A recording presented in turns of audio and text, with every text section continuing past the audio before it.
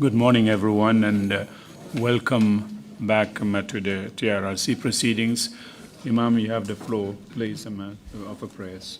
Bismillahirrahmanirrahim. Alhamdulillahi Rabbil Alameen. Ar-Rahmanir-Rahim Maliki Yawmiddin. Iyyaka na'budu wa iyyaka nasta'in. Ihdinas siratal mustaqim. Siratal ladzina an'amta 'alaihim ghairil maghdubi 'alaihim waladdallin. Amin. إنا فتحنا لك فتحا مبينا ليغفر لك الله ما تقدم من ذنبك وما تأخر ويتم نعمته عليك ويهديك صراطا مستقيما وينصرك الله نصرا عزيزا هو الذي أنزل السكينة في قلوب المؤمنين ليزدادوا إيمانا مع إيمانهم ولله جنود السماوات والأرض وكان الله عليما حكيما سبحان ربك رب العزة عما يصفون وسلام على المرسلين والحمد لله رب العالمين آمين. Amen. Shukran, Imam Jallo. Bishop, you have the floor, please. Thank you, Chairman. Lord God Almighty, the creator and sustainer of all your creation throughout the whole world, as we continue in our TRRC sitting, we bring this whole nation before you. And we continue to ask that by your Holy Spirit's power, that you will grant the people of this land and the diaspora to have the extraordinary patience to be able to go through the TRRC sitting, to exhaust all the necessary avenues. And we continue to pray for all who will testify, that they will come here and will be bold enough to speak only the truth, and that you grant the commission the discernment to be able to distinguish between falsehood and truth.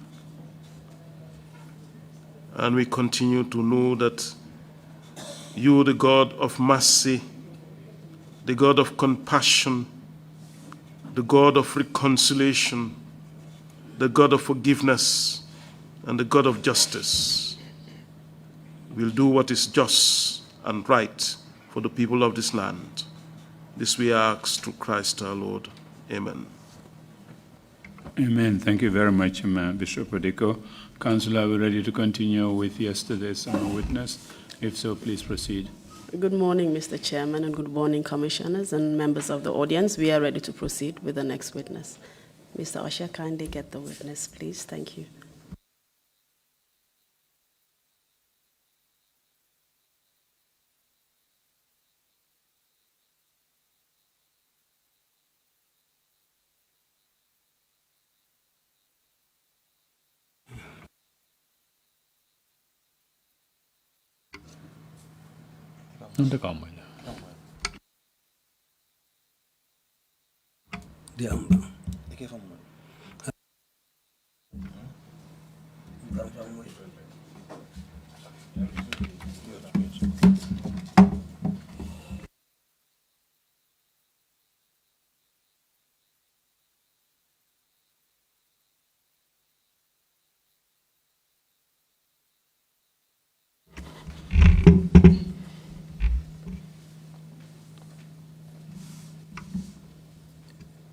Good morning, Mr. Barry. Mr. Barry. Good morning to you all. I hope you are ready to proceed with the continuation of your testimony from yesterday.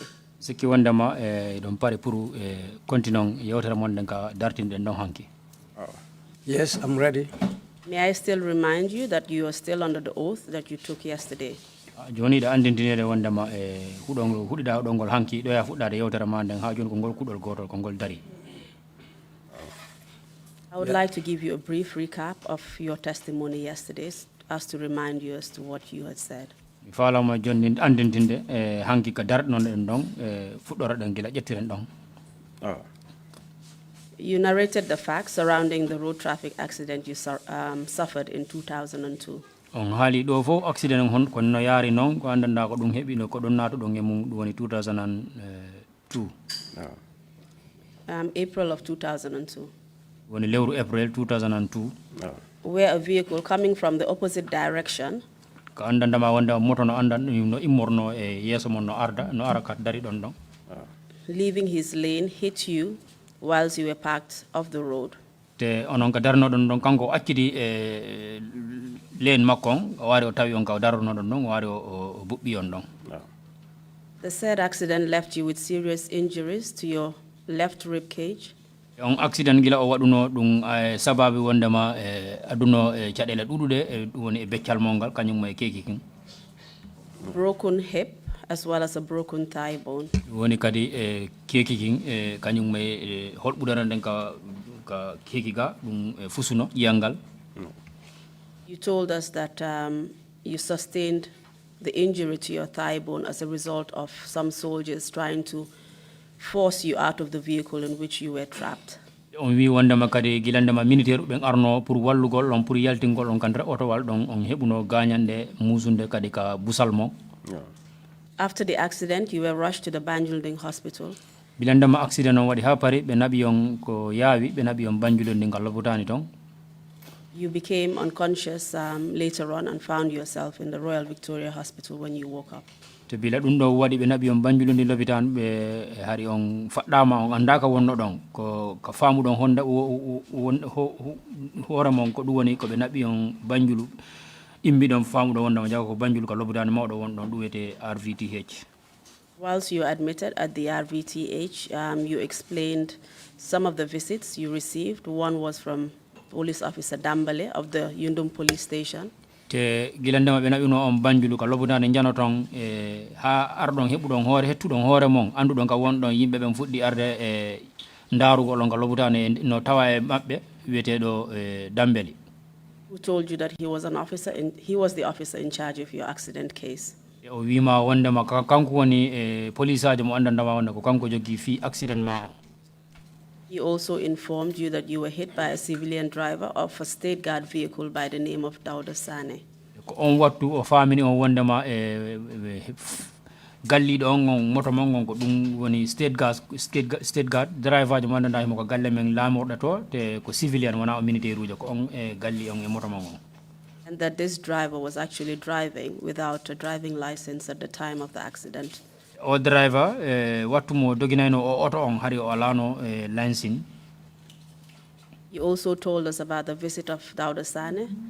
Te halani do yimbe wondema kadi Dauda Sane kadi wiete do Dauda Sane ari kadi ndaru ko lon ka lobutani wattu mo wali no don tongo.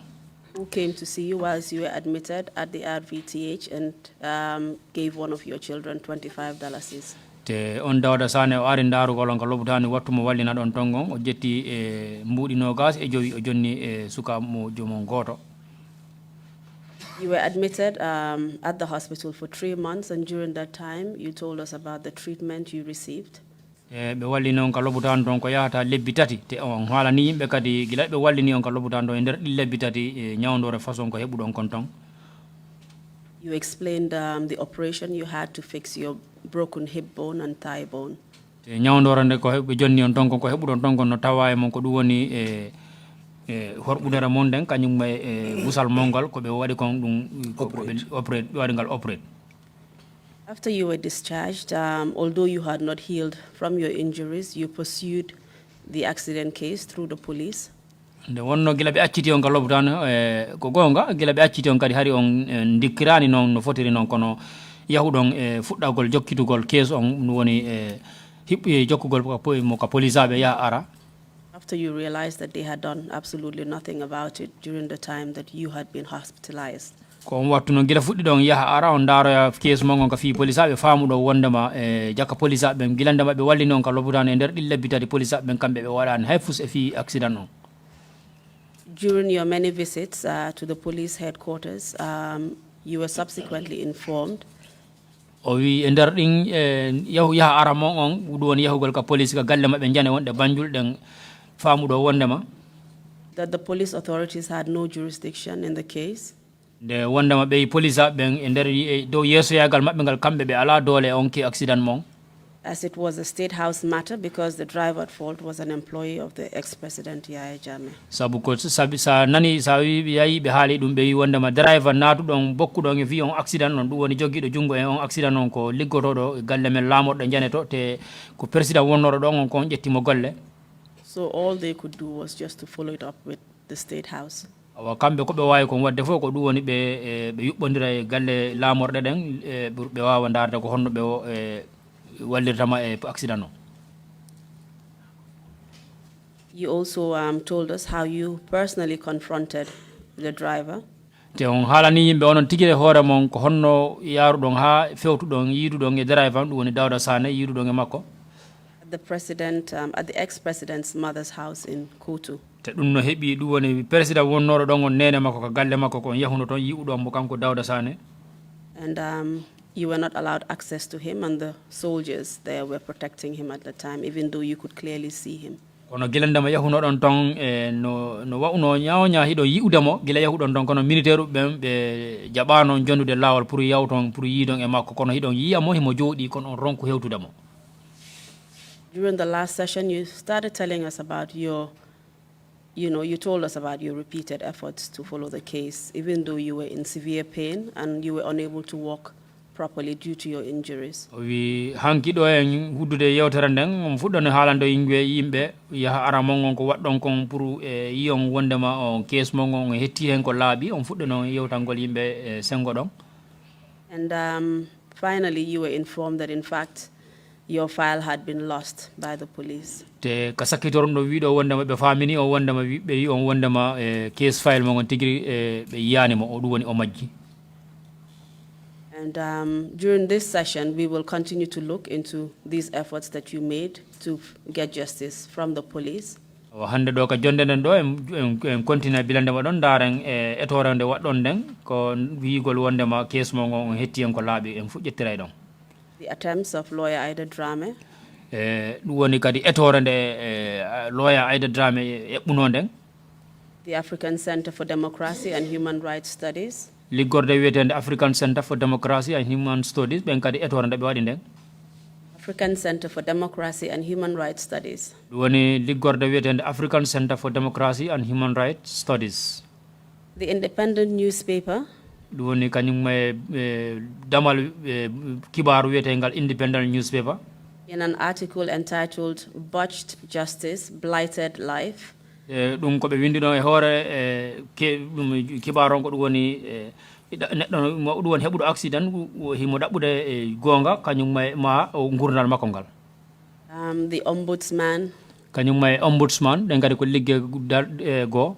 Lawyer Badu Conte. kanyum lawyer go wiyetedo lawyer Badu Conte. The Gambia National Transport Workers Union. kanyum liggorde wiyetende Gambia National Transport Union. Your petition to the ex-president Yahya Jammeh. kanyum letter mo windan no dum woni petition mo windan don dum woni lando wonnoro don dum wiyete Yahya Jammeh. And finally, your decision to go to Kanilai, where you spent over 1 month just to get access to speak to Yahya Jammeh. kasakitoron dum hebudon anni on joni wi don wondema jonda on fala yahudon Kanilai pour yiwa on yiwde lando wonnoro don dum woni Yahya Jammeh te gila yahuno don hebuno don ko yahata lewru pour ndaron fere ko honno wawato mo yirude pour o wala on wallude fi case mo. We would also like to know the extent of the impact of your physical injuries on your ability to make a living and take care of your family. si dum feƴƴi kadi men faalete andude gila dum fo hebi e ma nde tampere o accident ha e nde tampere yaha aran dum ko tampere hon dum hebi e ma e gurdal mangal. And finally, your persecution by the police after a complaint from the president's office was made against you. te ka sakkitorum dum kadi men daray dum woni tumal gal be to gonongal e hoorema ha be nauma suudu nyaaworde pour be nyaawma dum woni wigol wondema ko yahuda kon ka office of the president a jonni don hala ka andanda wona hebika. Can you kindly confirm that this is a summary of what your testimony entailed yesterday? joni Mr. Barry himo landade ma wondema do ko men haali kon do fo gilandema jodi den do hande ha ka wonde do ni ndako haali do ko rewti do kon fo ko dum haalda do ndako dum kadi ko yeso fo ko non yaari. Exactly, that's how it went. We will then just continue from where you stopped yesterday. You had just left the police headquarters. awa joni no wayni joni em ƴettira ɗon yahuno ka police headquarters ɗum woni police aɓe ka galle maɓɓe jane wonɗe banjul ɗen immorɗon ton. You were told that they had lost your file. ɓe wima wondema ɓe yeeti o wondema e case file man on o majji. Under that state of disillusionment, e dow nder ɗen mettere ɓernde e jahakere. You were escorted down the stairs by a police officer who literally put you on his back because you were unable to walk down the stairs. ilandema ɓe yeeti on ɗum hiɗon e nden mettere ɓerde e jakere police ajo goɗɗo bambi on ka ɓaawo makko o jippini on ka dow étage dow saabu onon tigi o wawatano seppande hoore mon pour jippo ɗon ka ley. In such pain and discomfort, you managed to walk from the Banjul police headquarters all the way to the Arch 22. nder nden musende e tampere fof nde wonduɗon ɗon en ko noon ettanani on hoore mon seppuɗon guilandema ka police aɓe ka galle maɓɓe janeɗen toon ha ka aajo woni ni ka natirde Banjul ga. So kindly tell us what happened at that point when you got to that area around Ash 22 at Independence Drive in Banjul. Joni on ƴettira e ɗon haalan noon yimɓe guilandema seppuɗon eti ɗon arɗon ha ka aajo woni ɗon ni joni ni kila hewɗuɗon ɗon ko honɗum waɗi ɗon. Joni mi hewti ka fondo ka action ka dambugal courthouse won ɗon. When I reached the area where the courthouse is located, mi hani moto no yalta. I saw a vehicle coming out. Because lawyer Aida Drame woni ka nder moto. Well, fortunately it was Aida Drame who was on board that vehicle. Jippini wero on ndari lan o wi Mr. Barry mi anditema ko honɗum waɗuma. She rolled down her window glass and looked at me and said, Mr. Barry, what has happened to you? How did you know lawyer Aida Drame, or how did she know you? Kono andirɗa lawyer Aida Drame ma ko honno kanko o andirma? Lawyer Aida Drame mi andimo ko mi gollidata on Uncle Aziz Khan ko lawyer makko. Well, when I was working for Aziz Khan, it happened that lawyer Aida Drame was the lawyer for Aziz Khan. Toujours si onelay lanka makko mi naba letterji piiji ka makko ɗum waɗi me andodiri dal. Aziz Khan used to send me to lawyer Aida Drame. I used to carry letters and other documents to lawyer Aida Drame from Mr. Aziz Khan. That's how we came to know each other. Joni ɓawo yilan o andi selan. Well, when she saw me and recognized me, she asked me what has happened to you. I decided to narrate my problem to her. And at that time, I was shedding tears.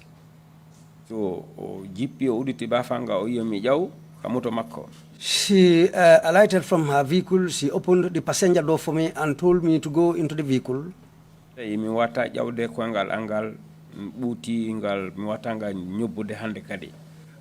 found it very difficult to board the transport because at that time my leg had already swollen because of the walk I took, and I was unable to bend it to be able to go inside the vehicle.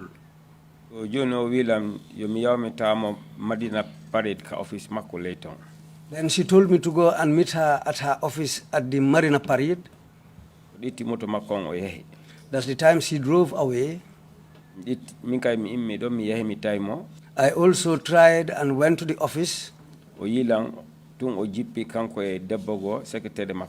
When she saw me, she came down with another lady who happened to be her secretary.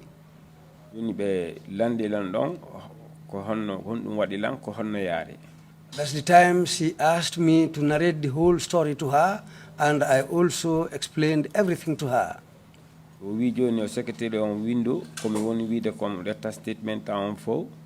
That's the time she told her secretary to write down everything that I was saying.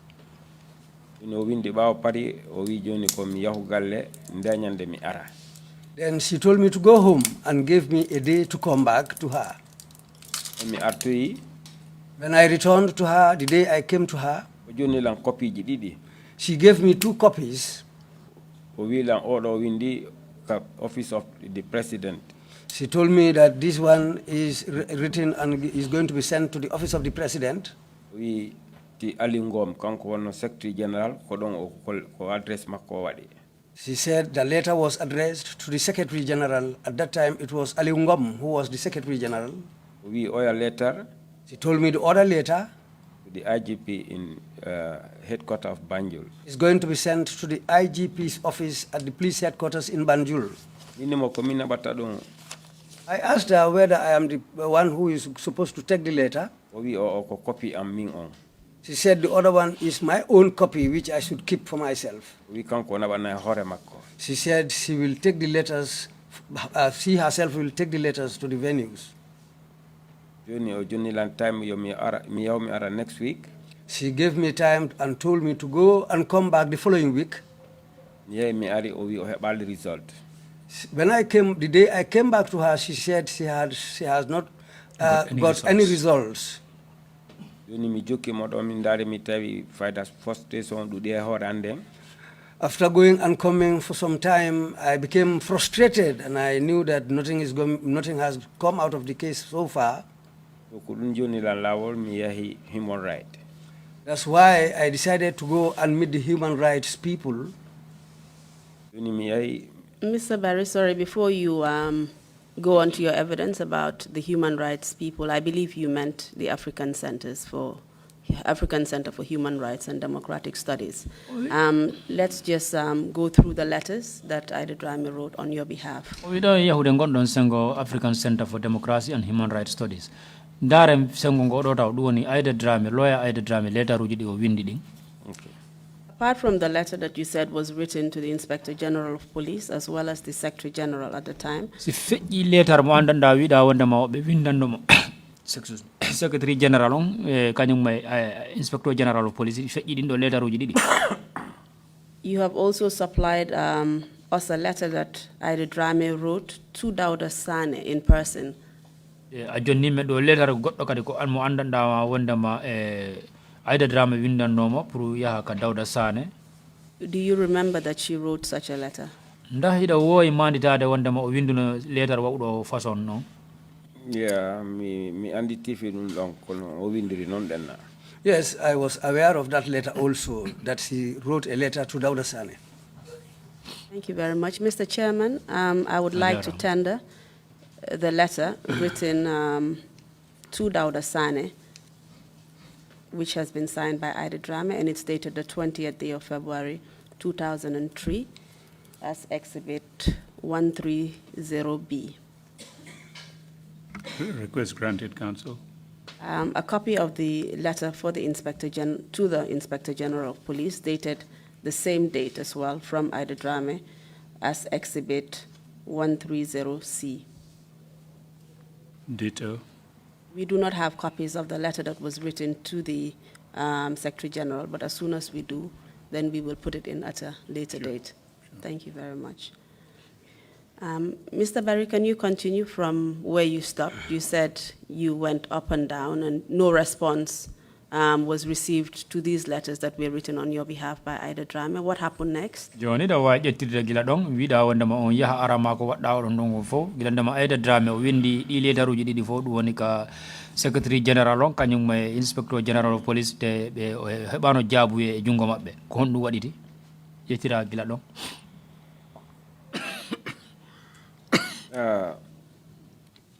Ari on site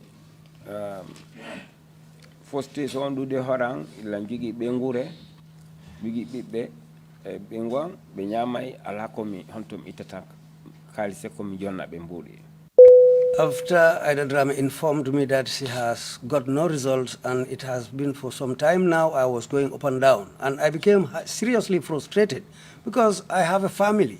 My wife and children are there. We should eat, but I have nothing at that time to offer them. Ijola de Junction on the Colomba Road. Then I started to sit down at a junction at the Colomba Road.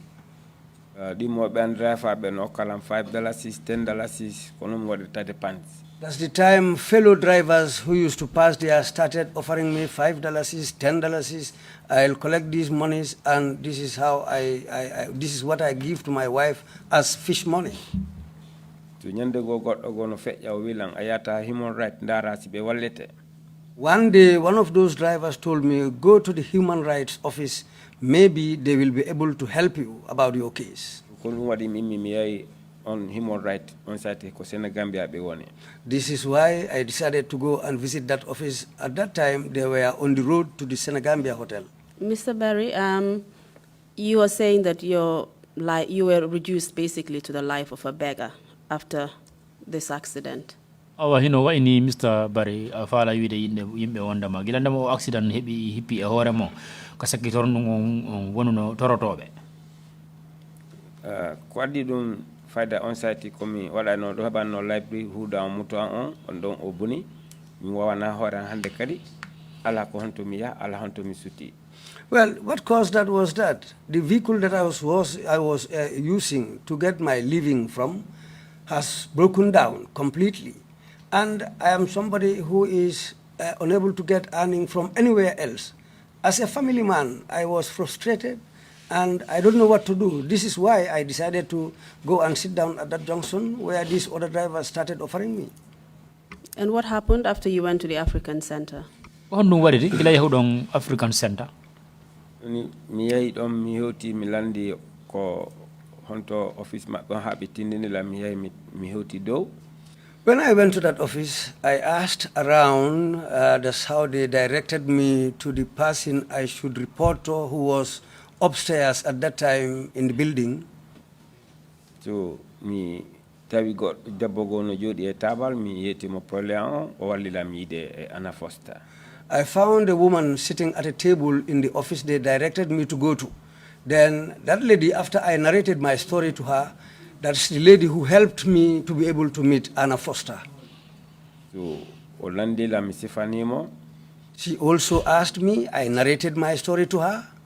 Nuddi debbo goo o windi o on ko lawyer maɓɓe nder hade kol human right ton ɗenna.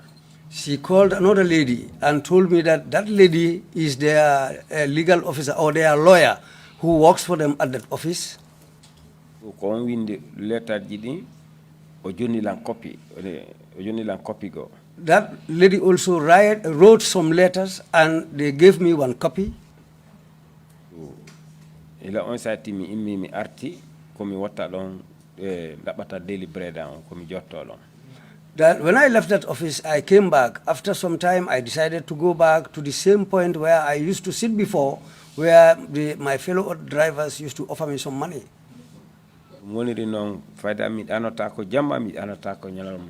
That's how I was living. I don't sleep at night, and I don't sleep even during daytime.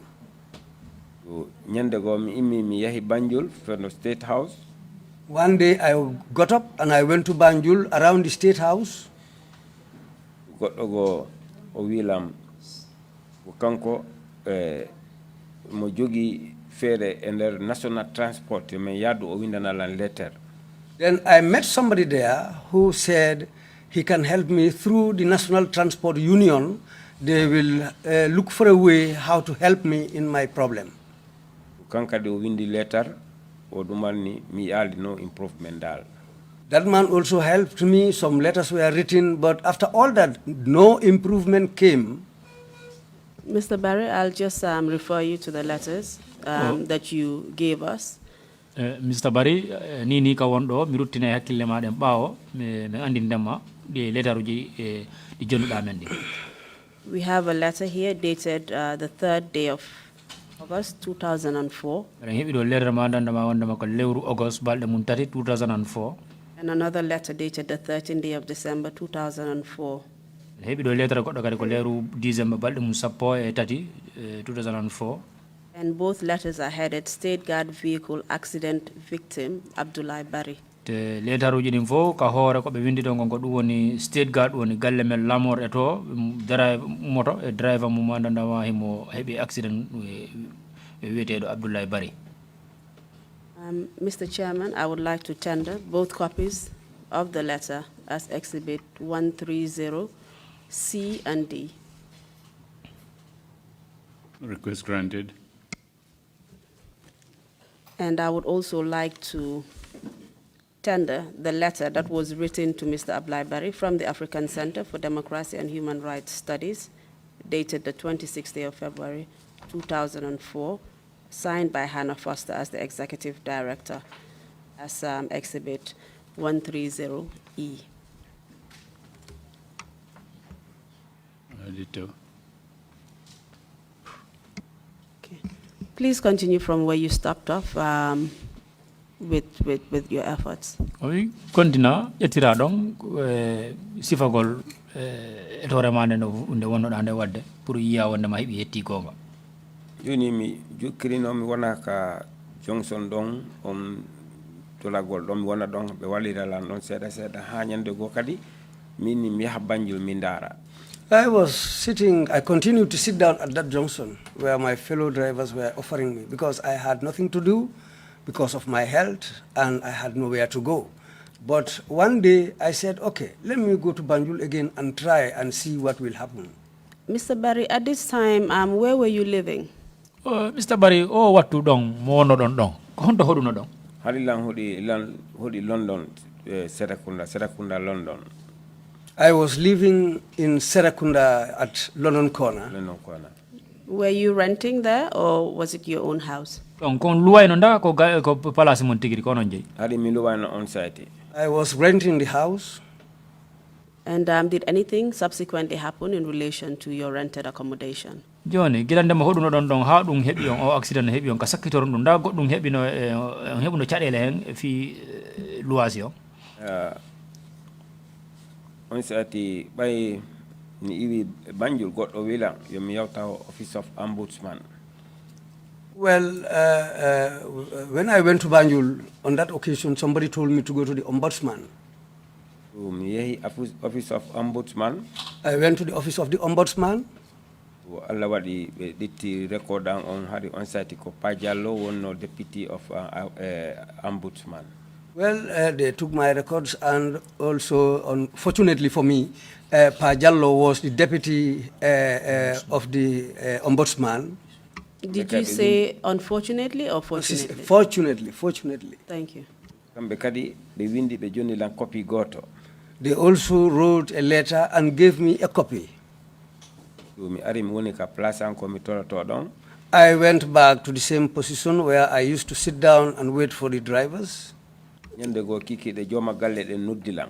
One day in the evening, the yard owner of the house where I rented called me. Mr. Barry, before we go to the issue of the of your rented accommodation, can you just tell us who this letter was written to, the letter from the Ombudsman? Ɗo e yahude affaire luwasma o ka galle ɗon joni nda waɗi wawi haalande yimɓe ɗi lettaruji ɗi ombudsman windi ɗin koye hombo ɓe windannoɗi koye hombo ɗi fotino yahude. Ko Pa Diallo winolan o wi o windi Office of the President at honotode e Banjul headquarter. What Pa Diallo told me was that one letter was going to the Office of the President and one was going to the police headquarters in Banjul, and I was given a copy too. And you have given us a copy of the letter to the Inspector General of Police, dated the 31st day of July 2003, reference OMB/COMB/ in brackets 694. a jonni ɓe ɗo letter ma andandama wondema hemo windano fonnoto yahude ka yeeso police ɓen ɗum woni letter on ñalande nde o windande ko ɗon e lewru July e balɗe mum 50 hitande 2003. And the letter is signed for the Ombudsman by, well, it's signed for the Ombudsman, who is Junaidi G.O. Jallo. Ke letter on signiɗo mo e dow inde ombudsman on ko wiyeteɗo Junaidi Jallo. Mr. Chairman, I would like to tender a copy of this letter as Exhibit 130F. Request granted. Thank you. And just to summarize the content of the letter that Ida Drame wrote, the letter written by the African Center for Democratic Studies, as well as this letter that was written by the Ombudsman? O wi pourtant wawa raɓɓindinde ɗi lettaruji ɗi haalɗa ɗo ɗin fof ɗum woni lettre immorɗon ko Aida Dramé kañum e lettre immorɗon ko African Center for Democracy and Human Rights Studies kañum e lettre immorɗon ko Ombudsman ɗi lettaruji ɗi fof sa kafindiriɗi pour raɓɓinde dara ɗi fof ko ɗi saawi kon. These letters were all trying to follow up on the prosecution of the driver, Dauda Sane. Si a ndaari ɗi lettaruji ɗi windaɗi ɗo ɗin fof ko ɗi saawi kon ko ɗum winda toon kon ko ɗum woni o Dawda Sane ɗum woni pour yo mo fota naɓede suudu ñaawirdu o ñaawe. As well as obtain compensation on your behalf. Te e dow ɗum kadi ɓe yiya wondema ɓe heɓante ko ɓe jonnatama ko andatama ko ɓintema ɓernde. To pay for medical treatment that you needed because you had needed a second operation. Sabu pour kadi ɓe wawama yoɓande pour wawaɗa yaha ñawdoyeɗa sabu ida foti yahde ñawdoyeɗa waɗa operation ɗimmun. Can you tell us more about that? After your first operation at the RVTH, what further operation did you need? Joni ida wawi haalande yimɓe joni ko gilandema waɗɗa on operation ɗim folo on ka l'hôpital jano o joni ko operation hom ɗum kadi fotnoɗa waɗude kadi momi duwano waɗude on docteur on jonnanno time mundema timi duwa ittude jandi juutundi ɓenamo keneli juutundi nder o wi simi ittali tatanos on iway toon arakal ɓenda on o waralan. What the doctor told me when they were fixing that iron in my leg was that he gave me time to come back so that they will remove that iron from my body, or else why it might cause tetanus in my body. When that tetanus reaches my brain, it's going to kill me. And so therefore you needed financial assistance to pay for that operation. Wahino wa ini do ɗum hida sohli dépense pour wadde on operation. Yeah, yes, that's it. And at that point, had you received any kind of compensation from Dauda Sane or from the government? Yoni on wattu ɗon mo wonno ɗon ɗon on nda on heɓuno ko jonna ɗon ko ɓuɓɓiniro ɗon ɓernde nda ko siko Dauda Sane ɗum immori nda ko e laamu ngun immori nda on heɓuno. Mi heɓali help hay goto. I had help from nobody. And how did you pay for your previous medical treatment and the drugs that you needed? Joni ñawndugol premier ngol wanno ɗon ngol kañum may lekkeje ɗen ko honno yoɓirno ɗon on ɗon ɗuma ɗum fof ko ɓengal dari yoɓi hari. All those medical bills were paid by my wife. Can you please continue from where you stopped up? You had gone back to the garage, and what were you doing there at this time? Joni da way ƴettirde gila ɗon gila ndema yahu ɗon ka garage ko honɗum waɗano ɗon ton. And then we can then go on to the issue of your accommodation. Si wi ɗon sen feƴƴi ɗon yehen e fi galle ka hoɗuɗon ɗon fi location. Joni ko ɗon mi joɗottono mi yimɓe ɓen no walla lan jonalan wono $5-10 maybe 75 ma 50 mi itta dépense wono 25 jonna ɓen wa ko heddi kon o jogo toon fi paykoy koye kaskol. Well, I returned back to the position where I used to sit down. Whatever I am able to collect from the drivers, whether it is 50, 75 or any amount, if I go home, I'll give part of it to my wife for fish money, and I'll tell her to keep some little amount for the children's lunch and their other needs. And tell us what happened with your rented house. Joni da way haalande yimɓe fi place ka hoɗuno ɗon ɗon fi affaire loison ko honno ɗum ɗon kadi yaari. Joni komi jotto ɗon debbo on ɓay mi ari nde ñande kiki ɗo noddilan o wilam Mr. Barry honto loison on woni. So after coming home one day from where I used to sit down, in the evening the lady called me and asked me, Mr. Barry, where is the money for the rentage? I told her, well, at this present moment, I even have difficulties to give my money fishwife for our feeding. De bon wilan luwasi woni modi makko wala modi don ko dum do detata kankade o wallito bengude makko. Then the lady told me that, well, this house was erected here by my husband. And now, as far as I have no husband, we also depend on this money which we collect from the house is rented and have our food from that money. Do you remember how many months you were in arrears of your rent? Nda ido wawi manditade ñamade ko lebbi jelu jogi heɓuno ɗon ñamade fi affaire loi o. Adi mo gom heɓi about 4 to 5 months, something like that. If I can remember properly, it was around 4 to 5 months I was unable to pay my house rent. You have supplied us with a copy of your of an order by the Kanifing Rent Tribunal, where basically this case had been treated, and I will read it. I'll read part of it to the commissioners later, and that will tell us how many months the court found that you had been in arrears, which is more than what you're saying right now.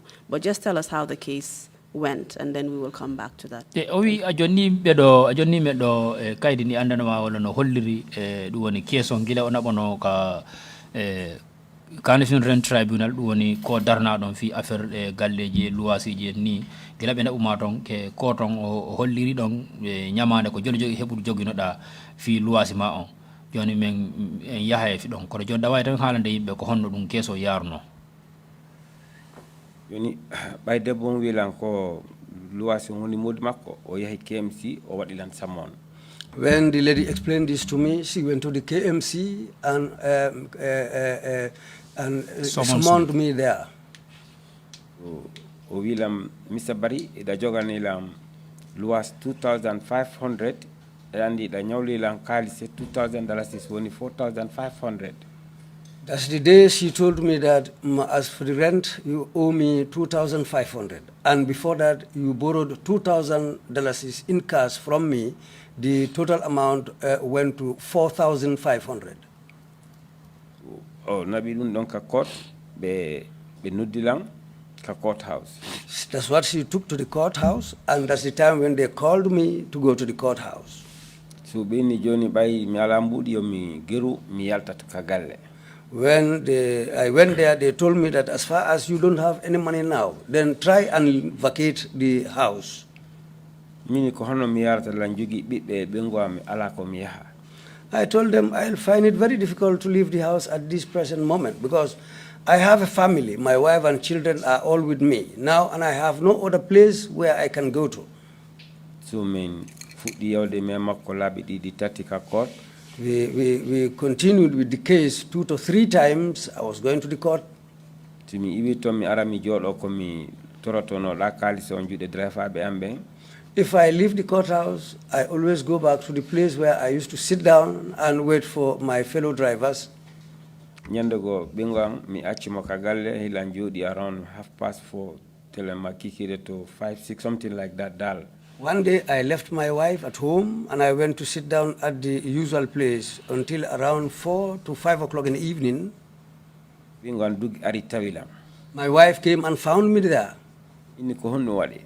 I asked her, what is the problem? She told me all our household baggages have been taken out of the house. She told me that even what I was cooking was not even ready, but they decided to take out everything. They threw my things under the mango tree and they locked the house. I told her, okay, that's it. Go back to the compound and wait for me there. I'm coming. Around 7:30 to 8. I came back and I arrived at home around 7:30 to 8.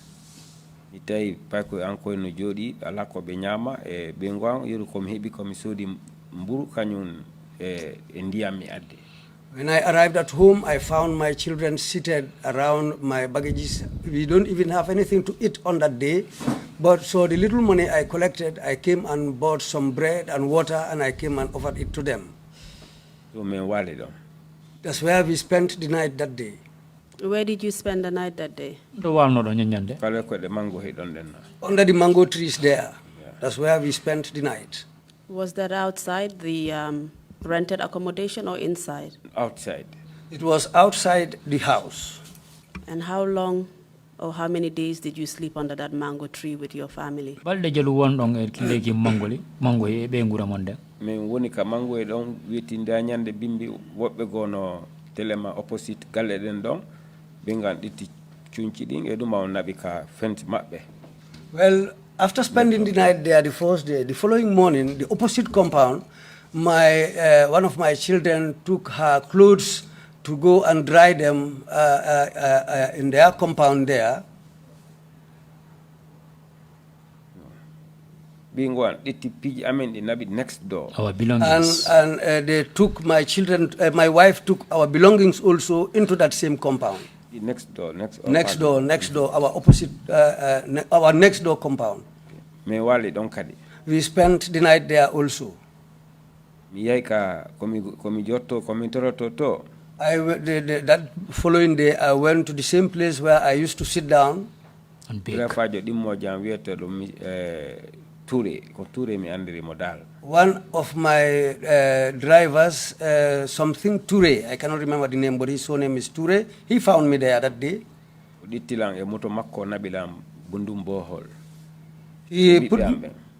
He put me inside his vehicle, myself and my children, and took us to Bundung Bohol.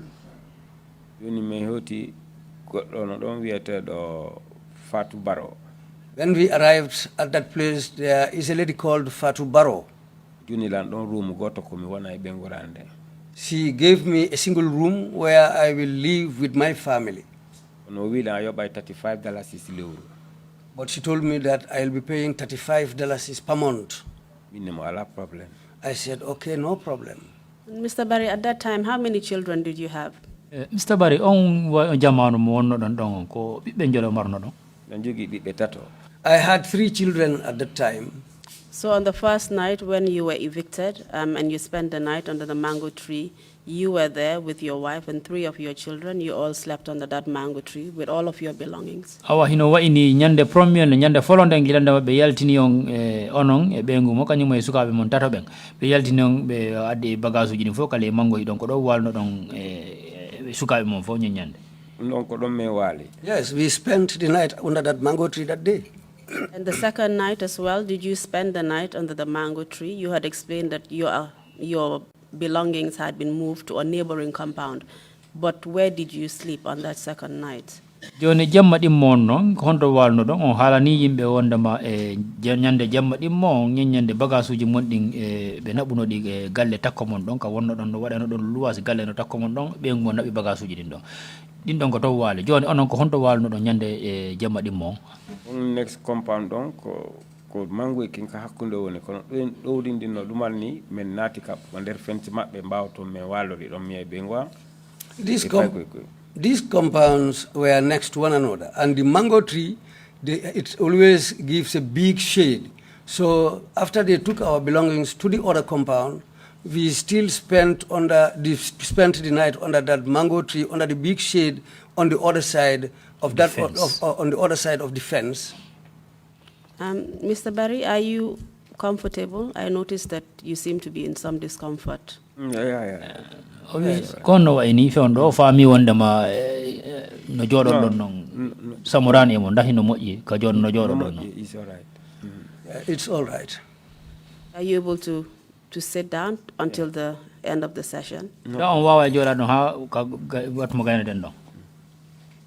So on this second night again, you still slept outside basically? Awa hino wa ini jamma ɗim mon kadi ka yasi walno don. Ɗon min wali. Yes, we spent the night outside. And how did that make you feel as a husband, a father, a provider? You'd been providing for all of your family all these years, and suddenly you were rendered homeless and you were sleeping in the street. Yoni onon get ɗum waɗa ɓe waɗi on ɗum ko honno ɗum waɗi mon sabu o woni neɗɗo mo wananama ko babirawo on woni ko modi bo kadi iɗon jogi joom suddijo iɗon jogi sukaɓe kadi joni jamanu ara ɓe yaltina on ka suudu mon ɓe yaltina bagage mon fof yaasi waalo yaasi ko honno ɗum waɗi mon e gurdam mon ngal. Satta noon e wonki an kono mi waɗata. Very difficult and hard in my life, but I have no choice. Mr. Chairman, I would like to tender the eviction order from the KMC Rent Tribunal Court dated the 28th day of August 2003 into evidence as Exhibit 130G. Request granted.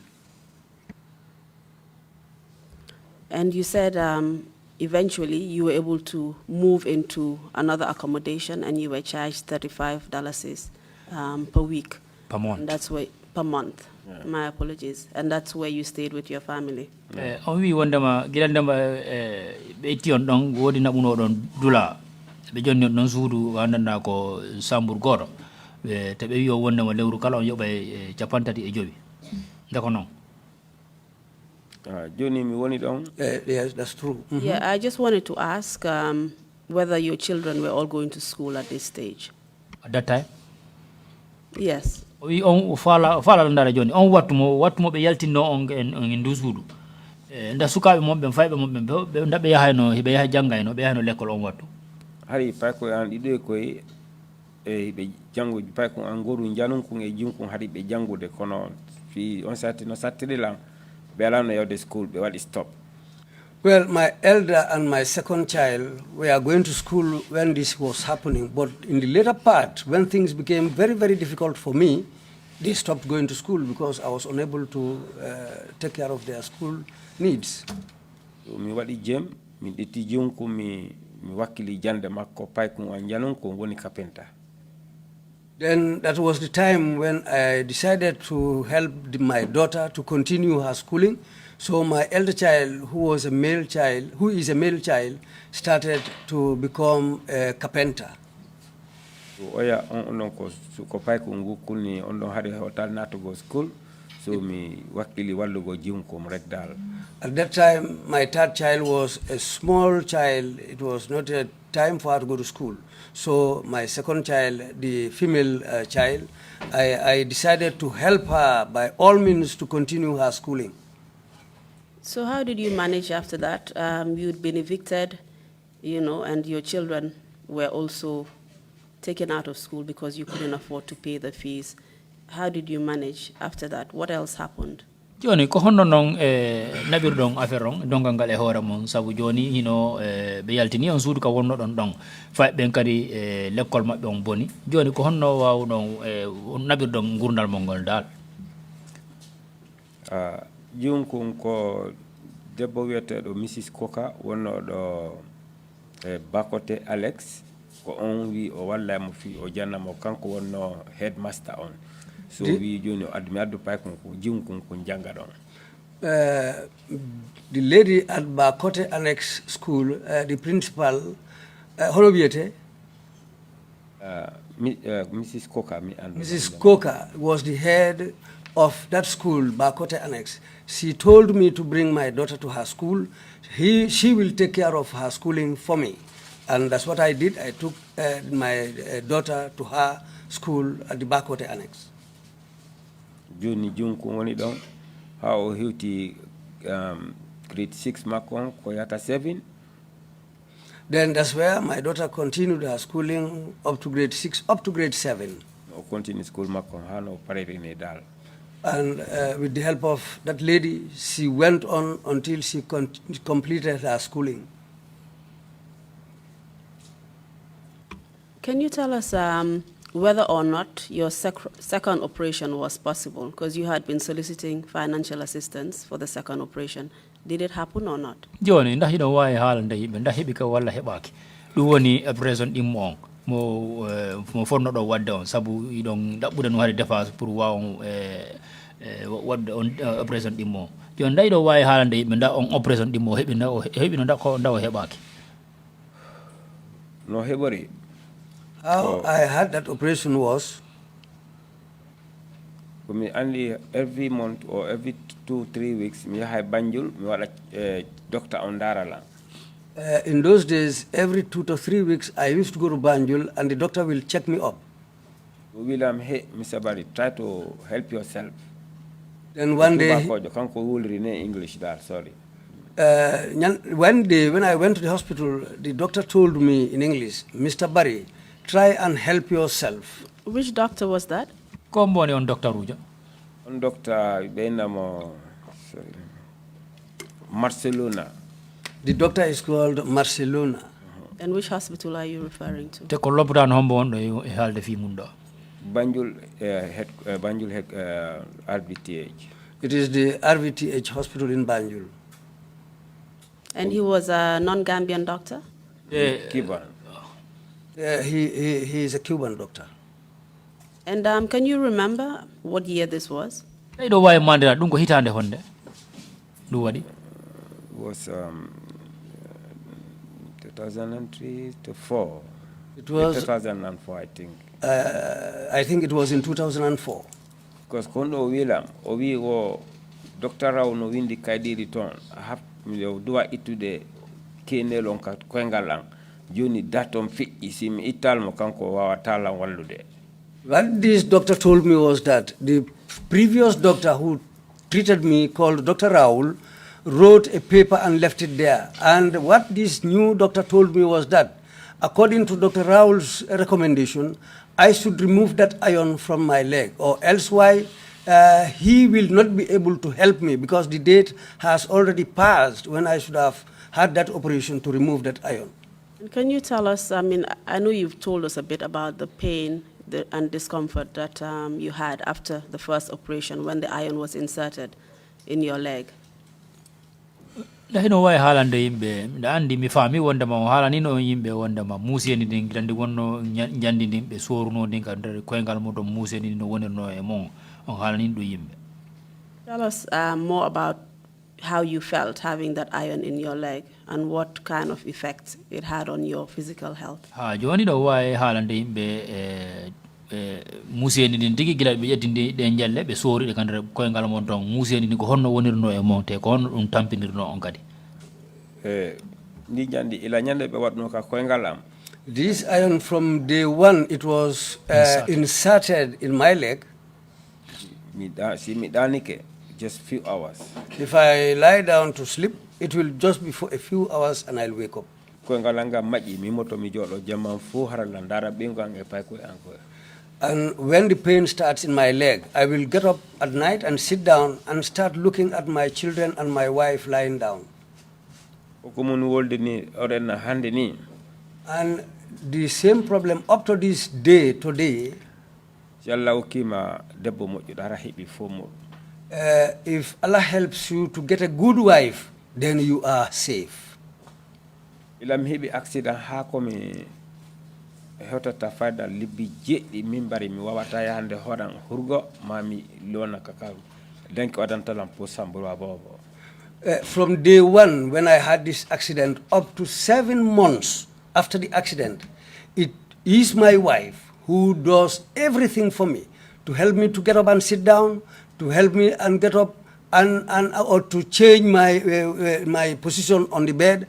Even if I want to ease myself, she will bring a kemba pot for me and help me to ease myself. Alhamdulillah, I am extending my sincerest thanks to this lady. So in all of your, in all of the things, the bad things that happened to you, the one good thing was that you were lucky enough or blessed enough to have a very good wife. awa hino wayni tampere nden fof ko tampere ko anda noon fof wike hoore mon ko moƴƴi kon ɓuri moƴƴude kon e mon ko heɓi ɗon kon ko ɗum woni Allah arsiki on e suddijo moƴƴuɗo. Ari on sa simi walike ni simi walorike ha mi maƴƴi jamma o imoto o waylitalan ko kanko waɗata o waylitiralan ni waɗi wono on sati ila komi ɗumande makko ha duuɓi sappo ɓingan ko takko ka leydi ni o walto takka ndarugolla. Well, this woman was so good that even if I go to bed, she will come. If she sees me moving my body on the bed, she'll come and turn me so that I can lie on the other side. Every day when we go to bed, she will come and lie down near me. And throughout the night, she'll be watching me sometimes and see if I want to move, she will just get up and help me.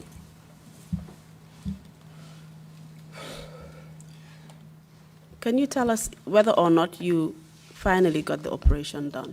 joni ka wayɗo da ɗo wawi on haalande yimɓe nda heɓino walla si heɓaki kadi nda ka sakkiton ɗum heɓuno opération o joni ko addi ɗum ɓay mi yahi check up ka laptani. Well, how it happened was that after going for a checkup at the hospital, docteur mo wilam ɓawa watta yaltinde simi ɓuuri ɗon hande ka watta lan wallude ko docteur jo heso. and this new doctor told me that if I don't perform the operation at that time, if it stays longer, he will not be able to remove that iron from my leg. The operation, he will not be able to carry out the operation anymore. On site mi fuɗɗi walde confused horande haade mi anda komi waɗata hande kadi. That's the time when I became a little bit confused. Sometimes I will not even know what I am doing. Ko ɗum naɓilan independent newspaper. That's why I went to the independent newspaper. Mi windi waramɓe yaltinilam. I explained I narrated my story to them, and they wrote it as a news item. Ɗum hawri 2004. That was in the year 2004. Mi jooɗi ñande goo min ɓay mi ɗumanaki Badu Konte Allah waɗi o yii o newspaper. Then there I was until one day, fortunately for me, Badu Conte saw this newspaper and read the article. And you have provided a copy of this newspaper article to us? te ni ka on ɗo on jonnimen o ndi kaydiri journal on jonnimen ndi From the Independent? damal kibar winduɓe nun ko ɗon Independent newspaper. And it is entitled Botched Justice, Blighted Life, the touching tale of an accident victim left in the lurch. te ko winda ɗon ko ɗum woni neɗɗo mananamo heeɓi accident tahimo ko gonga on o faala ma mayde nden te tawe accident mo heeɓi on naati gon e mum. The newspaper article is dated the 4th to the 6th of June 2004.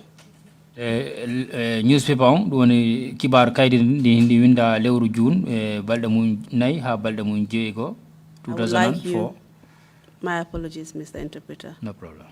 I would like you to identify the newspaper article, please. Joni ka won ɗo men jonnante kaydi ndi pour darani da ko ko ndi wonno journal kaydi ndi andanda ko ndi ɓe hollirno jama o.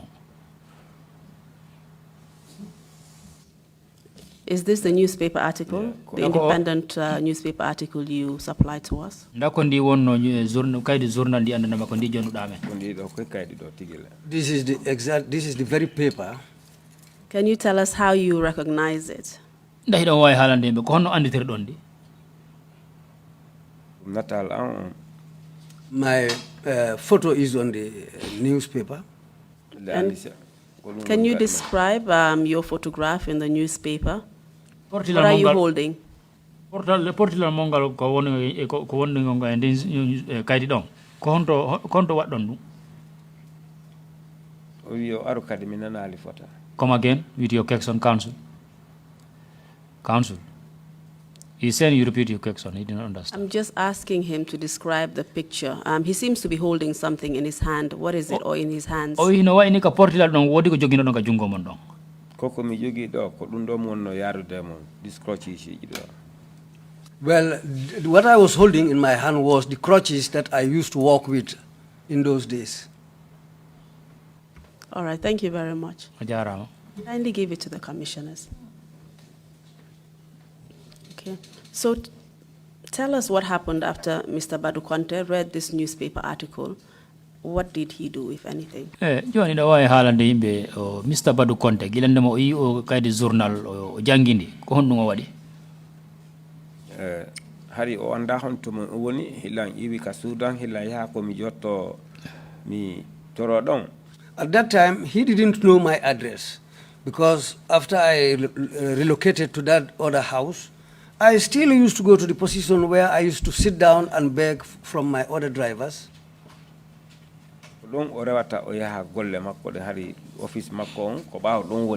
He used to pass that same road to go to his office, and his office at that time was located just behind the place I used to sit down.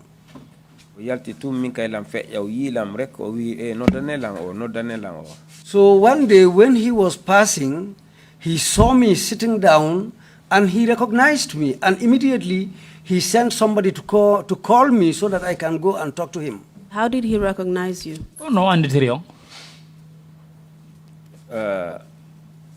Goɗɗo no takko makko non won inoteɗo Akim onko ko windano makko ka nder office makko on no andilan seeɗa.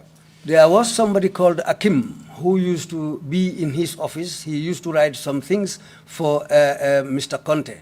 So it was Akim, because I was a little bit acquainted with Akim. It was Akim who recognized me. So badu noddilan min naati nder ton o landilan ko hon woniri mi sifanimo. When Badu called me and I went to answer him, we went and His office. We went to his office, and he asked me my story. I narrated everything to him. O wilan joni kanko mo windude min mo mi sabadu min problème ko jaldi ko be wadi kon ka bandu an ko don problème am fendo do. He said he was going to write my problem for me. But I told him, Mr. Conte, my problem right now is I need an operation because there is a piece of iron in my leg which should be removed. So we don't have problem o littilang.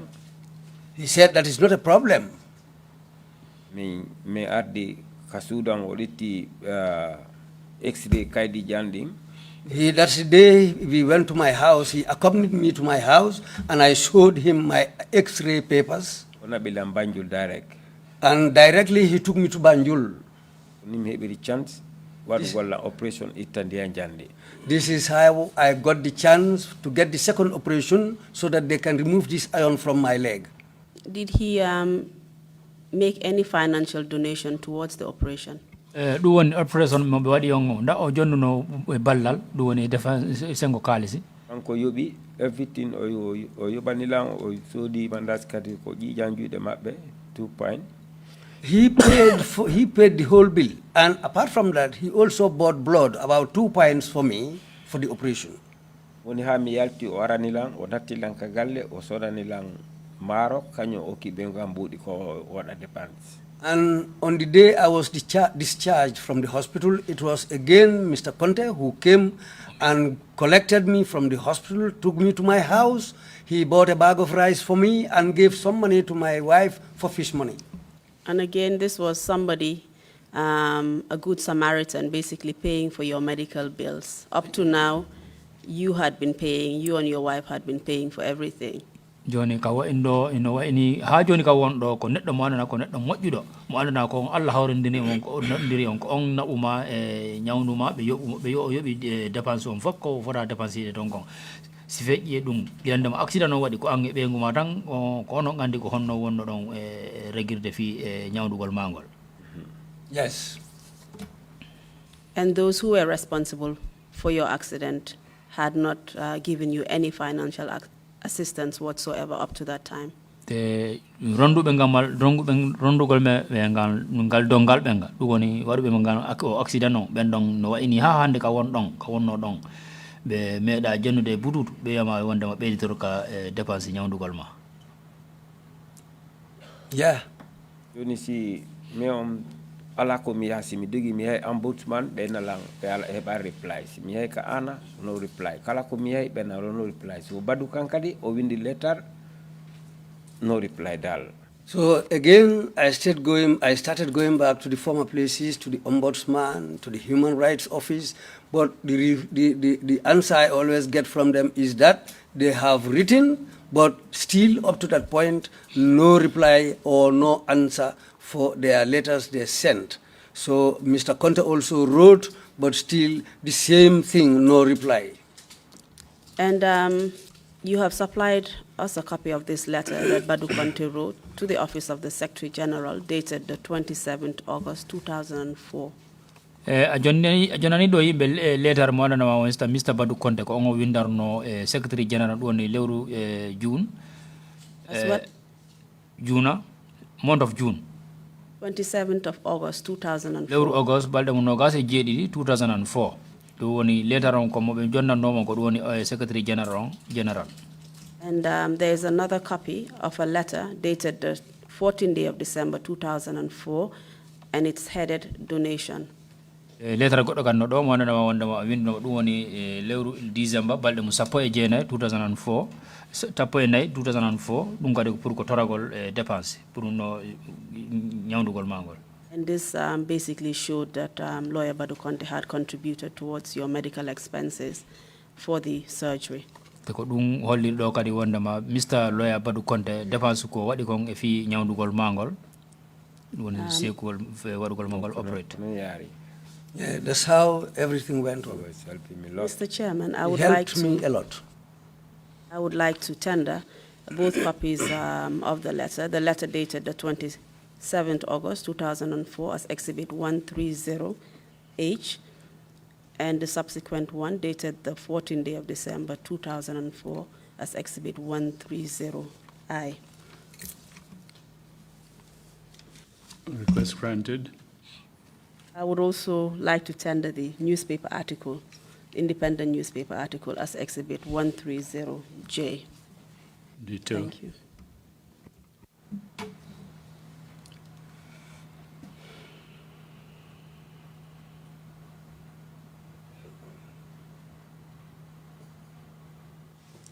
Yes, please continue from there.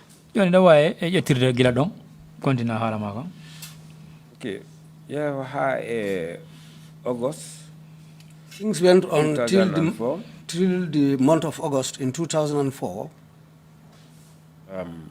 Hadi mi yalti all newspaper mi waɗi decide yawgol Kaniline. Then after the going to the newspaper, when they wrote that article, then I decided to go to Kanilai. Joni mi immi mi detti all newspaper kañum e letter go ko mi windi mi yahi Kaniline. Then I took a copy of this newsletter and another letter which was written. Then I decided to go to Kanilai with these two documents. Joni mi yahi Kanilai mi waɗi ton almost 1 month lan jooɗi e ko legga wiyetenga baobab ko ɗon mi woni.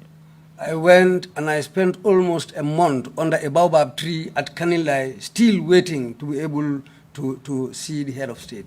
Are you saying that you did not have any accommodation in Kanilai? Da on faala wiide wondema on heɓani ka hoɗuɗon e Kanilai fo ka hoɗon. Ndi Kanilai ɗon definitely on sati hari mi yaalay ka goto mi joɗani horampi no mi heɓira access no mi yira mo dal. At that time, I didn't know anybody in Kanilai. I have never been there. So I was just trying to see the man I went there to see. So this is why. Mi daɓɓi ko mi wona hara mi kalan kasera si mi jooɗi ke joni wano toroto ɓe yilam ɓe woɓɓe landiri kala gasa mi heɓa access no mi wawa no mi yiraɓe ko ɗum waɗi mi joɗori ɗon dal. The reason for me to sit down outside there was I was looking for somebody and I was also trying to get access to the man I went there to see. Can so you tell that us? if I sit outside, somebody might see me and have pity on me and help me. Can you tell us when this was? What was the date? Nday ɗo wawi haalande ɓe ɗum ko honde tuma ɗo wawi haalande ɓe ñalande nden. ɗum the year of Yaya Jammeh no waɗano 10 years celebration makko Kaniline. It coincided with the 10 years celebration of Yaya Jammeh's leadership, and that celebration took place in Kanilai.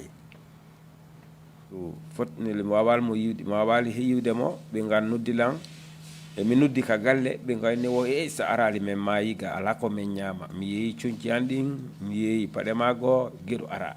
Well, one day I decided to call my wife. She said, please come back home because even food is difficult for us to get what to eat. In fact, I have already sold most of my clothes, even one of your shoes, a pair of your shoes that belong to you, I sold it so that we can have something to eat. Please come home. So mi dogi mi arti kadi. This is why I left Kanilai and came back home. Did you get to see the ex-president Yaya Jammeh during this time? Londo wonnoɗo ton on nda on ka sakkitorno on heɓuno feere yi'ugol mo. Mi yaalimo at all mi yiyamo feƴƴa kono mi heɓali access ɓaɗagol mo mba yewda e makko. I didn't see him. I was unable to get access to him. I will see him passing, but apart from that, to be able to go near him was impossible for me. I was unable to see him at all. Mi ari mi waɗi ka suudu 1 week. I came and spent a week at home. Ɗaɓɓugo dépense ka Johnson ɗon mi accira ɓengo am. I started going back to that same junction where I used to sit down so that whatever I collect there, I will give and come and give my wife for her to cook food for us. Ni be nganjoni hande ko aljuma lam fala yawde kanila en kadi. Then one Friday, I told my wife, today is Friday. I would like to return to Kanilai again. She told me, but this time when you go, don't spend a long time there. Don't stay there for too long. I said, okay. And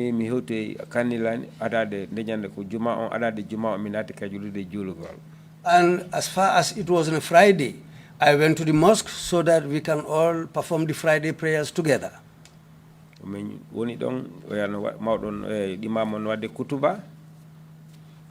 during the Friday prayers, when the Imam was performing the sermon, when he had only 20 past 2. It was up to 20 minutes after 2 in the afternoon. The head of state is coming. That was the time when somebody said, let's pray. But the Imam said, no, the head of state is coming, let's wait for him.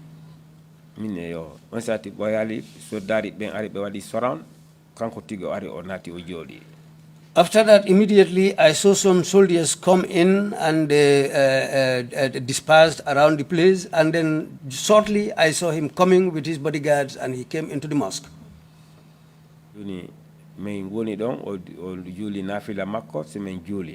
Then he performed his first prayers before the main Friday prayers. Then after that, we performed the Friday prayers together.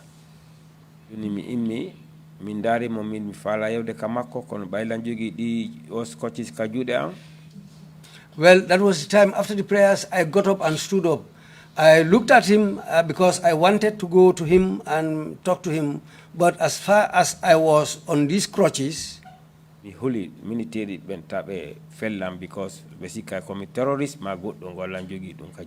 but I was afraid to go near him because maybe I was thinking that if the soldiers saw me advancing towards him, they might take me as a terrorist and they might shoot me down. So this is why I remained standing where I was. Then I decided to go out and I stood near his vehicle. And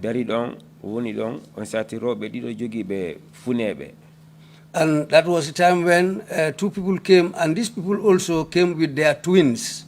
They came and stood near me.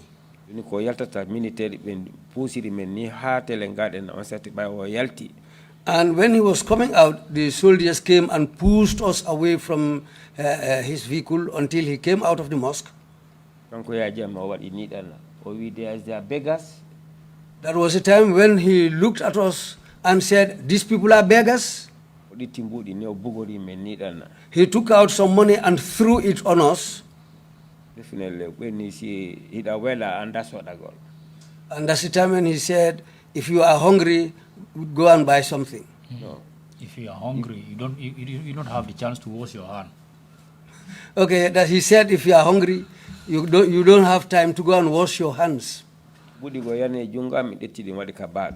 The amount of money that fell in my hands, I decided to take it and put it in my bag. Mr. Barry, can you tell us what he meant by if you're hungry, you don't have time to wash your hands?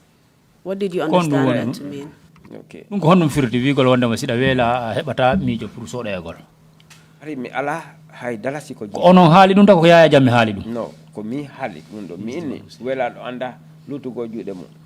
Well, it was me who said a hungry man has no time to go and wash up his hands. Because so this is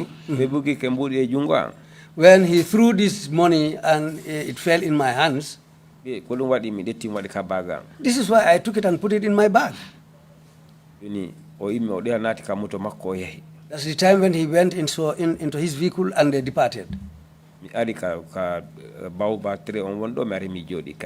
went back to the same baobab tree where I used to sit down. Then I sat down there again. I was there till for around 5 p.m. I prayed. I decided to pray the 7 o'clock prayers and the last evening prayers. I performed it all there. That's where I slept again till in the morning. On 10 o'clock, o yaltide motoji makko e comboye makko.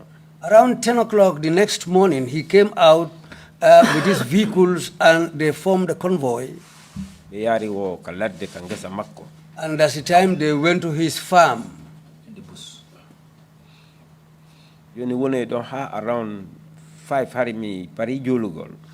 I was there until around 5 o'clock again in the evening when I was preparing to pray the 5 o'clock prayers. Can you tell us where Yaya Jammeh's farm is located in Kanilai? Yaya Jammeh ngesa makko ba ndahi ɗo wawi haalani yimɓe ko honto hedde honto mba fewtiri nder saare Kanilai.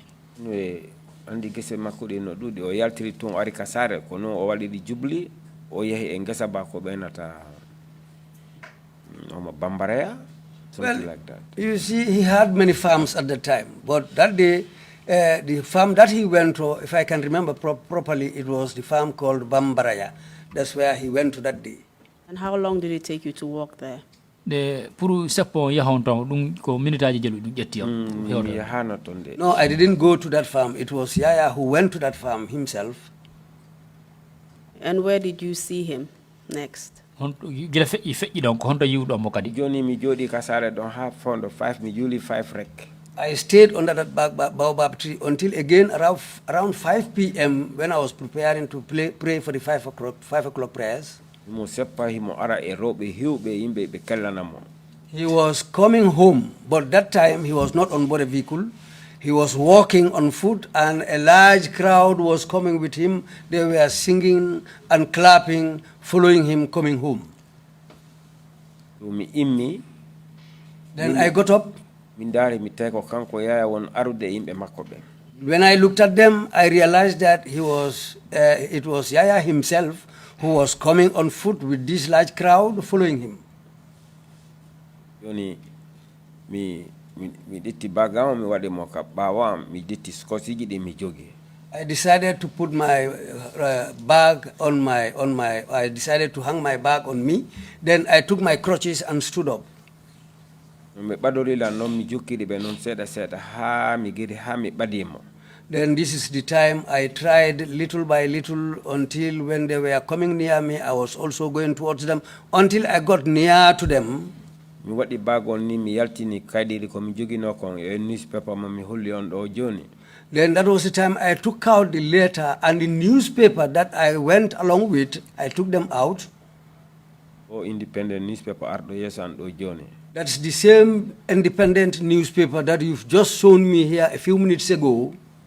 Jogi mo ka jungal ni mi ɓadi mo tun o waɗi ni o darila. I held that newspaper in my hand and I tried until I went near him. That's the time when he turned and looked at me. Then I decided to talk to him. I said to him, "Sir, I am here to see you." That's the time when he snatched the paper from my hand. He gave it to one soldier behind him.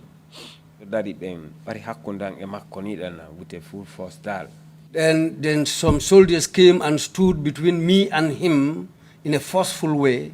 Then, as far as I was not feeling well, I decided to retreat a little bit. And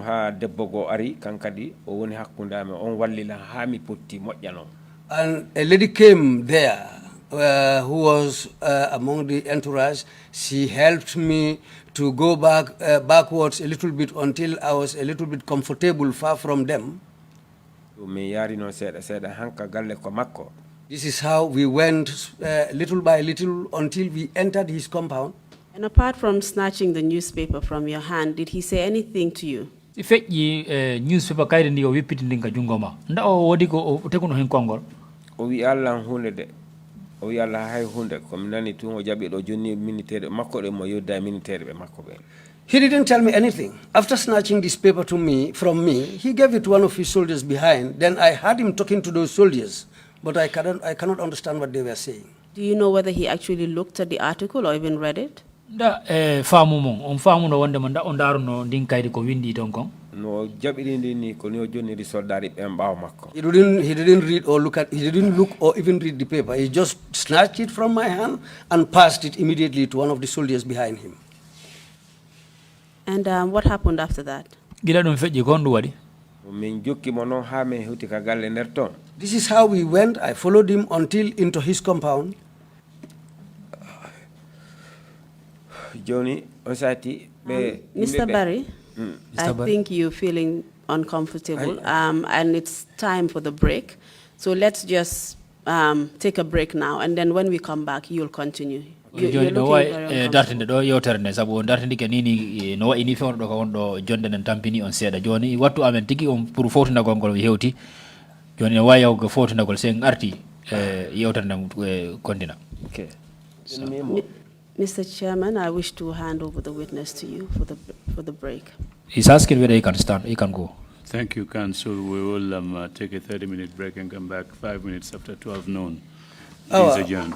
Mauɗo bari men ɓangal minita capantati foftere ha men rutta arde on continue.